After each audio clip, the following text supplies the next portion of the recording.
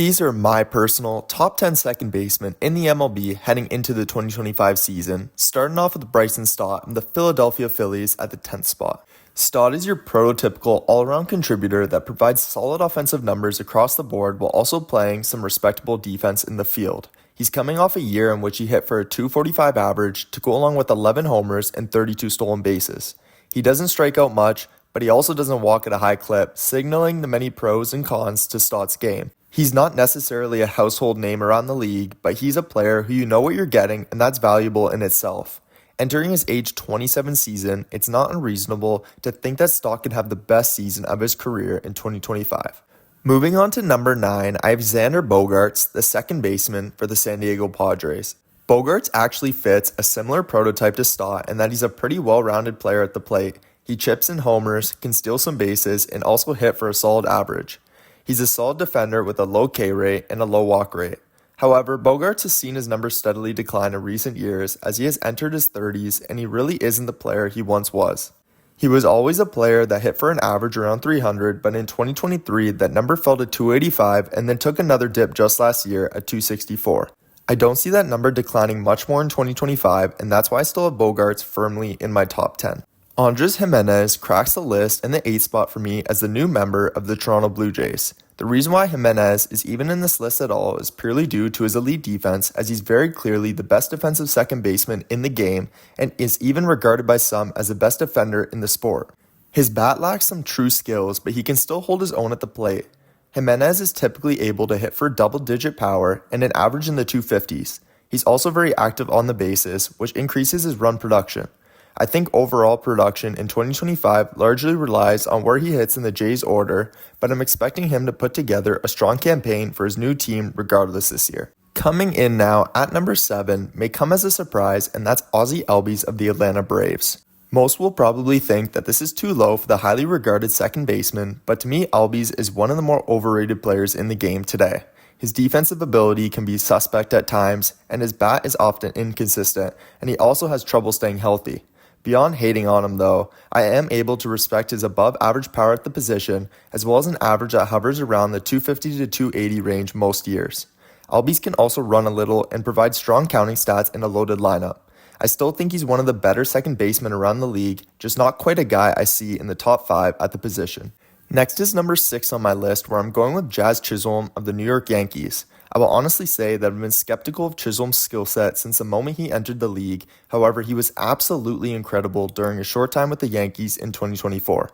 Just taking his Yankee sample alone, Jazz hit an absurd 11 homers, stole 18 bases, and produced an average of 273 in just 46 games after being traded. He seemed like he was injected with a boost of confidence going to a winning ball club, and his talent really shined.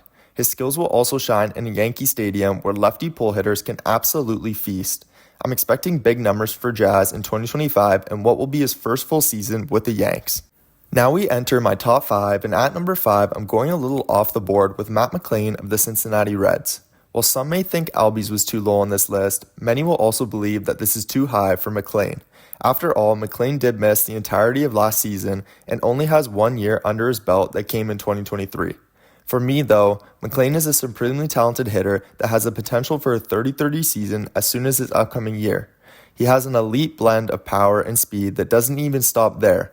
Mclain also has the ability to hit for a really high average and also takes his fair share of walks. I think something along the lines of 25 homers, 25 steals, and an average around 275 is likely outcome for Mclain, and that's deserving of this rank. Jose Altuve of the Houston Astros is the name currently in my number 4 spot. Altuve has long been regarded as one of the 2 or 3 best players at the position, and that has almost held true for me here. The problem, however, is that Altuve is approaching his 35th birthday, and there are signs that his game is starting to fall off. His whiff and chase rates have been higher than ever before, which is something important to keep in mind for a guy that rarely struck out. Altuve still keeps a top spot on my list though, as his floor is still high even if he does continue to decline. Another year of 20 homers, 20 steals, and an average in the 280s is likely, and that's still a damn good player, even if he isn't the dominant guy he once was. Inside the top 3 here, and in this spot, is Marcus Semien of the Texas Rangers. Semien has also been a mainstay stud at the second base position for years, and still continues to be dominant even into his mid-30s. 2024 was unarguably a bit of a step back as his average took a fall to an unimpressive 237 mark, but he still seemed to provide consistency throughout the year. His fielding remained elite once again last season, so that should help answer any questions about a sudden age-related drop-off. I personally just think it was a down season for the Rangers as a whole, and I wouldn't expect that to happen once again. Semien is one of the sport's most durable players, and him simply being on the field a ton should help him produce strong stats in 2025. Earning the runner-up spot in my 2025 second base rankings is Ketel Marte of the Arizona Diamondbacks, who is coming off of a career year. Marte was unbelievable last season, producing some of his best offensive numbers that included a monster 36 homers, 95 RBIs, and an elite 292 batting average. His 6.8 wins above replacement reflects just how awesome of a year it really was for Marte. Although it's unlikely that he replicates last year again this upcoming season, I have no reason to expect a major drop-off for him. He's such a well-rounded player that can simply do it all offensively, and the fact that the Diamondbacks should once again be a top offense doesn't hurt his case either. And finally, earning the top spot in my rankings this year is none other than superstar Mookie Betts of the Los Angeles Dodgers. Betts is the gold standard at the position, one who provides both elite offense and elite defense with consistency that's on par with none. Year after year, Betts is always in MVP discussion and is coming off again another strong campaign. He was hurt for a good chunk of 2024, so that impacted his overall numbers, but when he was on the field, the production was still really strong. In a loaded Dodgers lineup once again, Betts should have no problem retaining this spot for another year. He's simply a sensational talent that doesn't seem to be slowing down at all.